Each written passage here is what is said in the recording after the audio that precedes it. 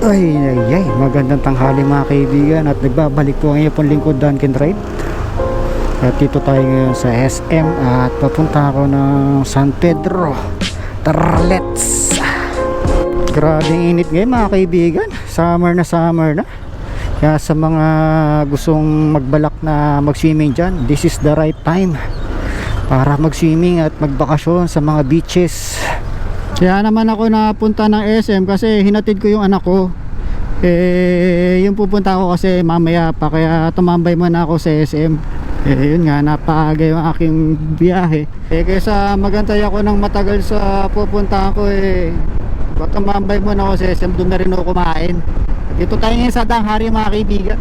Gamitin ko sana yung big bike, no? Kaso iangkas ko yung anak ko, kaya ito na lang yung ginamit ko para di kami mahirapan pareho. Ito, scooter tayo ngayon. Para may naririnig akong ingay dun sa bandang likuran ng motor. Baka mamaya wala na pala tong gear oil. Para meron ako ingay na naririnig chinek ko naman yung kanyang yung tornilyo, yung parang takip niya. Wala naman signs ng leakage. Yun nga lang parang medyo maingay siya or siguro dahil nagpalit ako ng helmet ito, kaya medyo mas rinig ko yung ingay. Natutuwa ako dito sa Nolan na helmet, no? Hindi siya masyado mabigat, di compare dun sa Icon na helmet, napakabigat niya, kaya nananakit palagi yung leg ko, lalo na pag meron pang nakakabit na GoPro. So kahit magaan siya itong Nolan, sana matibay siya, no? Kasi sabi nga daw kaya mabigat daw yung Icon kasi matibay daw yun, hindi yung basta-basta na babasag o nayuyupi, diba? Okay yung Icon kaso mabigat siya. Matibay siya, oo, kasi bigat pero itong Nolan magaan siya, pero sana matibay din siya, no? Pero itong Nolan naman kasi kilalang brand naman to sa pagdating sa mga helmet, Italian brand. Minsan may mga naglalaro ng football dito, dami yung kaso yung mga naglalaro para mga foreigner. Natutuwa ako dito sa Nolan, napakagaan niya, di masakit sa leeg. Ayos na ayos, lalo na kahit may dala kang GoPro, di mo ramdam yung bigat, diba? Nolan helmets, pinasuot ko nga to sa anak ko, so doon ko mas na-appreciate yung kanyang design, kasi tinitignan ko doon sa anak ko yung helmet, ang ganda niya. Doon ko na-appreciate, ang ganda ng kanyang design. So dito tayo dadaan papuntang San Pedro. So makita nyo yung twisties dito sa dadaanan natin. May maliit na twisties dito. Nagawa yung kalsada rito, kaya pagdating ng uwian yun, traffic dito. Grabe talaga ang init ngayon. Sobrang init. Kaya masarap mag swimming pag ganito kainit sa beach. Sa beach. Ito yung twisties, diba? Opya, handa lang tayo. Yan, bakit baba tayo rito. Tapos minsan ang bibilis ng mga sasakyan dito, kaya medyo nakakatakot din. Biglang liligo pero ang tutulin takbo ng mga sasakyan. Muna kaya pagunahan sila sa mga motor, mamadali sila masyado.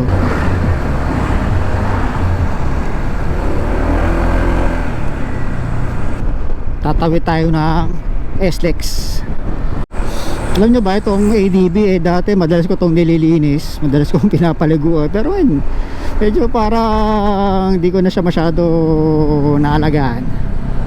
So totoo nga yung kasabihan na pag bago yung isang bagay, doon mo siya masyadong pinapalagan. Pero pag tumagal na sa isang bagay, di mo na nakikita yung halaga niya, di ba? Pero di katulad nung unang bili ko rito, talaga halos di madapuan ng langaw to Pero syempre, love na love ko pa rin to, di ba? Love na love ko pa rin to.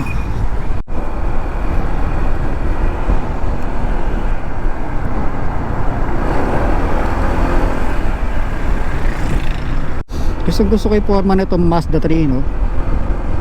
Para siyang Bugatti Veyron yung style. Madalas sa motor talaga ako, meron na naman kaming sasakyan, pero si Mrs. na yung gumagamit. Mas maigi sila na yung gumagamit ng anak ko, kasi sila yung madalas magkasabay po pasok sa school saka sa trabaho, para mas safe sila palagi. So ako na lang nagmumotor. Caring ko naman, maingat naman ako. Hindi ko na nagagamit yung kotse, si Mrs. na madalas. Mas karapat-dapat sa kanila yung kotse kasi madalas sila magkasabay ng anak ko. Si Mrs. yung naghatid sundo sana ako doon sa eskwelahan. So ako naman minsan hindi ko naman masundihan ako kasi minsan malayo yung aking destinasyon. Napakainit, ako inaantok. Sobrang init, grabe, biglang uminit talaga. Karanasan akong dumaan dito papuntang Calamba, naku, hirap na hirap ako pag-uwi. Napaka-traffic. ADP kasi yung dala ko. Hindi ako nag-big bike. Sa mga nag-iisip o nagtatanong bakit di ko na masyado ginagamit, yun ay dahil sa malayo na sa trabaho. Mas gusto ko komportable yung biyahe ko kaysa big bike. Yung big bike naman kasi minsan ginagamit ko rin yun pag sobrang layo talaga. Pag mga ganito lang, mas prefer ko yung ADB talaga kasi mura yung gas, magaan, hindi mahirap i-park, saka diba, hindi mahalang gasolina sa scooter, diba, ilan litro lang. Ito, yung nung time na binibenta ko to sa katrabaho ko, di ko na tinuloy. Yung katrabaho ko nga parang nagtampo sa akin kasi may usapan kami. Ayun, magda-down siya sa akin, kahit mga 100, tapos sulugan niya na lang yung natitira. Nagbago yung isip ko nung naayos ko na siya, nung nawala na yung kaldag. Sabi ko parang nanghihinayang talaga ako, ibebenta ko. Kaya yun, sinabi ko mukhang hindi na, kaya sorry sa trabaho. Gustong gusto niya nga itong ADB talaga, yung formahan, talagang trip na trip niya. Kukunin niya na nga kaso yun nga, syempre hindi lang naman ako yung ano, diba, may iba pang tao magde-decide. Teka, kakadaldal ko, nakalimutan ko na yung dadaanan ko, baka lumagpas na ako. Checkin ko muna yung mapa kung tama to. Kasi parang inisip ko para papunta ako ng Calamba, pero dito lang sa San Pedro Yun nga, lumagpas ako. Kaya ikot tayo. Pwede ba umikot dito? Hindi naman siguro, no? Kakadaldal ko, nawala na sa isip ko yung pupuntahan ko. Ayun, nakita ko na yung kaliwaan. Dito tayo. Pwede bang kumaliwa?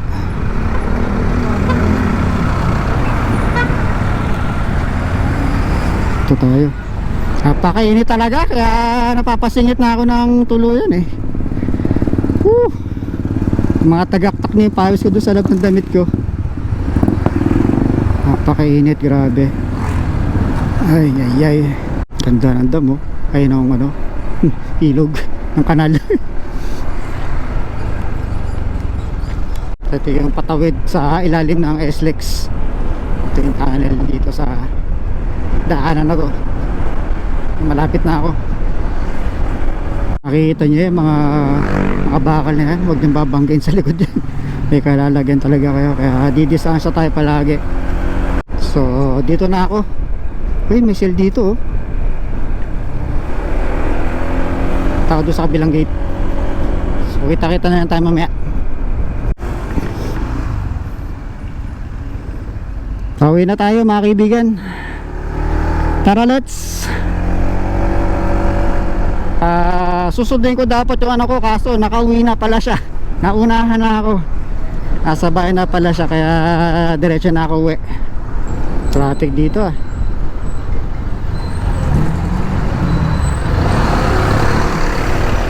patay, kaya pala traffic.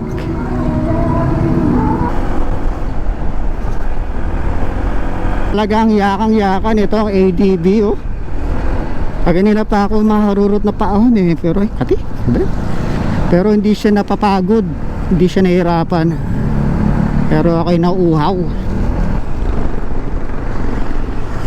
Gusto kong uminom ng malamig. Init!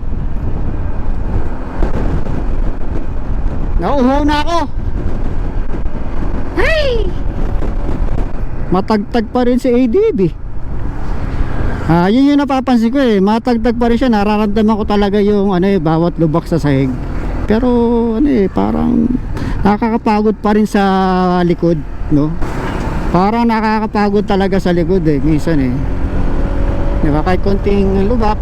Eto, malulubat niya ito mga kaibigan. Hanggang dito nila po ulit. Kita kits. Peace.